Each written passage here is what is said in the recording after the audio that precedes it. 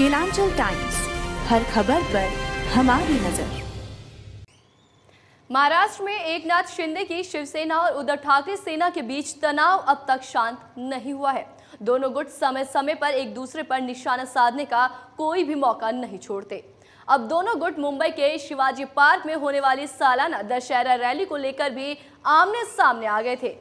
हालांकि महाराष्ट्र के सीएम एकनाथ शिंदे ने बड़ा फैसला लेते हुए इस विवाद को शांत कर दिया है। मुंबई का शिवाजी पार्क मैदान ऐतिहासिक है। यहीं पर बाला साहब ठाकरे ने शेर की दहाड़ लगाते हुए शिवसेना की स्थापना की थी। पिछले 55 वर्षों से शिवाजी पार्क पर ठाकरे परिवार सालाना दशहरा रैली को संबोधित करते आ रहे हैं।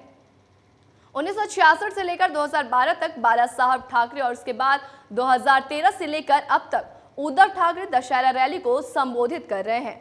हालांकि अब शिवसेना में टूट हो चुकी है और उद्धव ठाकरे से उनकी पार्टी का नाम और सिंबल दोनों ही छिन गया है। इस साल शिवाजी पार्क पर दशहरा रैली आयोजित करने के लिए ठाकरे सेना और शिंदे सेना दोनों ने ही बीएमसी में याचिका दी थी और दोनों ने कहा था कि वही असली शिवसेना है। दोनों दलों में से किसी एक को भी अगर शिवाजी पार्क में रैली की इजाजत दी जाती है तो लॉ एंड ऑर्डर की समस्या हो सकती है।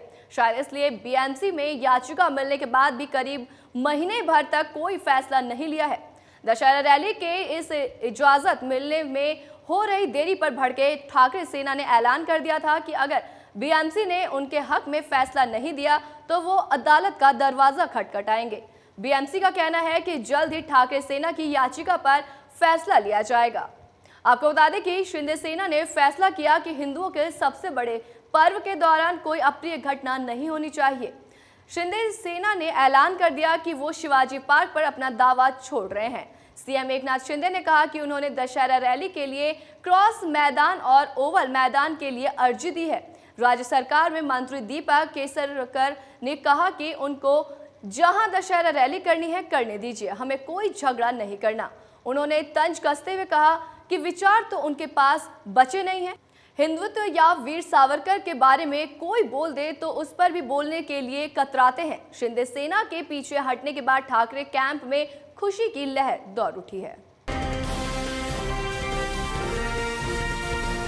केलांचल टाइम्स, हर खबर पर हमारी नजर।